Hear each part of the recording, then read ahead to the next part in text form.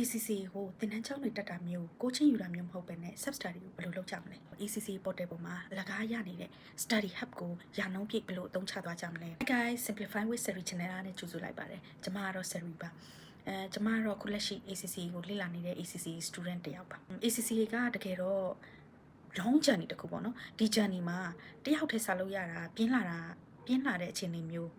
ဘယ်ဟာနဲ့စလုပ်အောင်လဲမသိတဲ့အခြေအနေမျိုး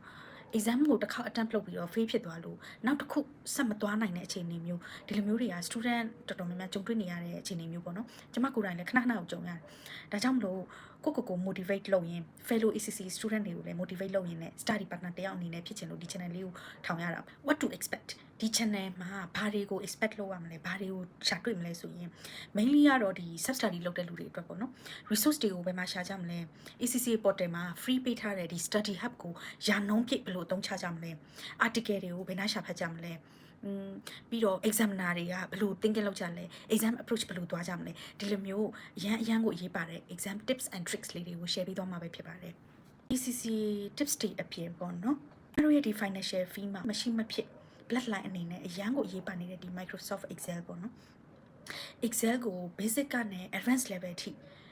နားလည်လွယ်မဲ့စာတင်တယ်လို့မျိုးမဟုတ်ပဲနဲ့တကယ်ကိုလုပ်ငန်းတွေမှာလက်တွေ့အသုံးချနိုင်မဲ့ corporate လုပ်ငန်းတွေမှာတကယ်ကိုလက်တွေ့အသုံးချနိုင်မဲ့